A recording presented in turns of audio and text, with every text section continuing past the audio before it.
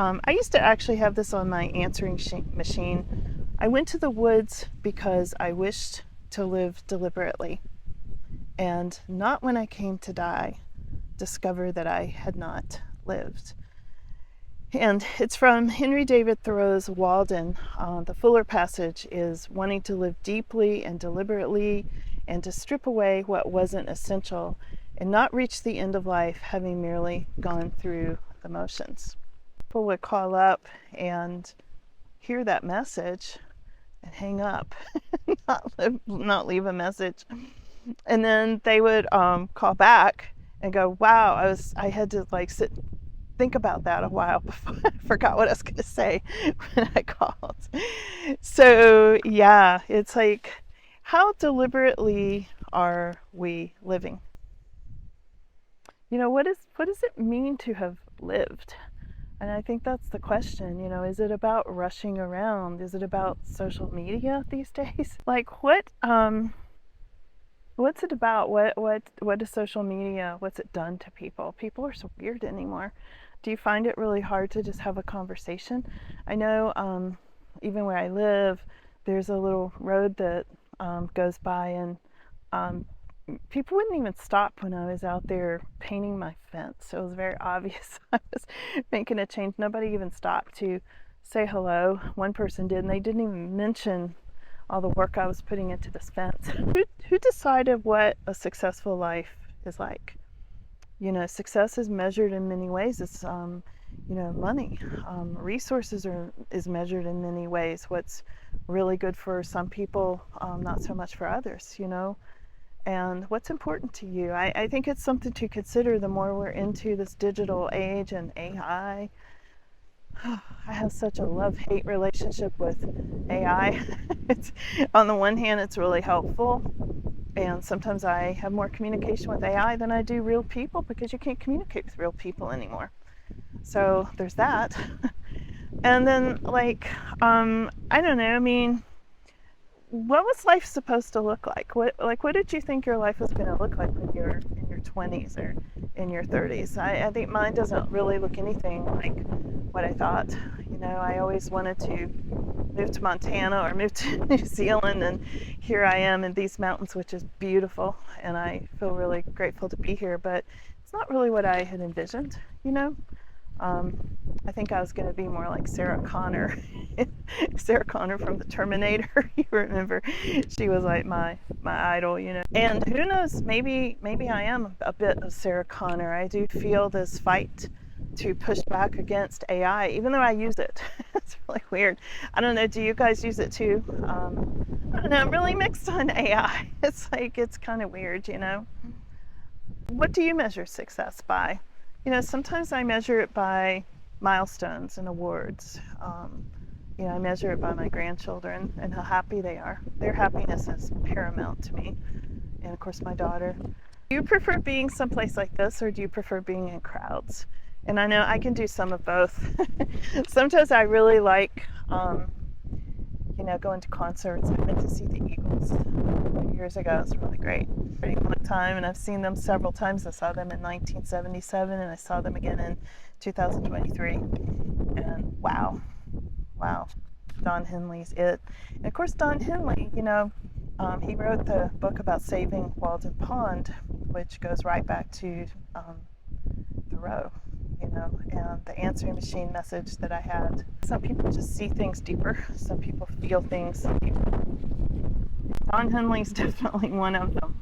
But do you find yourself missing how things used to be? Do you find yourself wishing maybe you could go back and relive things with people, experiences? And I think what's weird is I've thought back on since my grandparents have passed, and I didn't know it was the last time I was going to see them, or the last time I was going to spend the night at their house, or it was the last time they were going to make me chicken and dumplings. Things like that. You never know when it's going to be the last time. And I've started already being a little bit sad about that with my own grandchildren. They're getting on up a little bit older now, and they're going to be dating and having boyfriends and stuff soon. And it's which will be the last time that they will want to spend the night with Grammy, right? I wonder about things like that, and I want them to grow up and be happy, but also I'm already missing them, you know? And there's part of me that I wish I could go back to 1977. Did you guys love 1977 as much as I did? It's like a great year. And I just, I don't know, it was, I think, the height of my life. I really enjoyed my friends in high school. And, you know, I think now I don't really even have any friends. You know, my best friend for years passed away about 10 years ago. And I've had 2 high school boyfriends, unbelievably, as they became adults, off of themselves, which is really, really sad. And I've often wondered how their lives could have been maybe different, you know. There's a lot of sadness, I think, that comes with life these days, especially if you're in this age group. We miss people, we miss experiences, we miss the food. You miss the food. I really do miss the food a lot because it didn't taste like chemicals, you know, back in the day. And I just wonder, what do we all realize once decades have passed? You know, we're in a very unique position if you're in this age group, or even if you're younger, to think back on what it used to be like and compare it to now. And I think that many of us might through the end of an era. We know what it was like not to have these little cell phones, and we know what it was like to have rotary phones. And I was thrilled when I got that first answering machine, and I put my Thoreau message on there about living deliberately in the mountains. I wonder that a lot. Like, is it too late for me to move to New Zealand?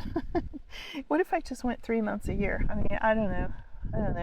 I don't think I can actually afford that. I'm just a YouTuber. I'm supposed to be retired, but here I am on YouTube.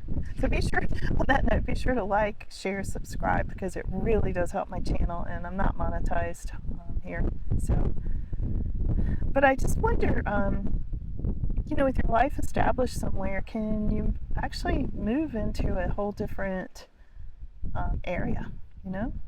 I don't know. I ask myself a lot of questions. I think too much. If you're a deep thinker, you know, you spend too much time like thinking what if, playing what if, and things like that, you know. I think I got some of this mountain women hermit stuff from my dad's side of the family. In fact, they're all from Appalachia, you know, what we call Appalachia now. We called it the mountain when I was a kid.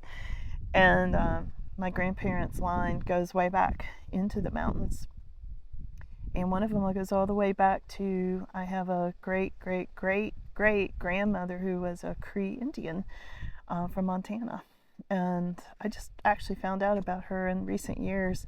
And I think I feel a lot of her DNA flowing through me. You know, I really vibe with a lot of, I guess if you call it intuition, I just kind of feel her, you know. I wonder if she's one of my spirit guides or something. I kind of think so a lot of times. So anyway, I guess the question is, are we living the life we actually want to live? Are we living the life we came here to live? Are we able to do that in this modern society? I'm not really sure, and I don't know. I guess that's the question. I don't have any answers. I didn't come on here to give anybody advice. I just want to talk to you guys and see what you think and share some of the view with you. You're pretty out there, and I don't know. You let me know. So thanks for being here if you found my channel, and I hope to do more videos, you know, just deep thought stuff. Let me know what you'd like to talk about. What's on your mind? You know, where might you like to go? And do you like border collies? Do you like dogs? Do you like animals? I don't know. It seems to go with the landscape. Anyway, thank you all for being here. Just rambling, and appreciate you spending the time with me. I'll see you again soon. Bye now.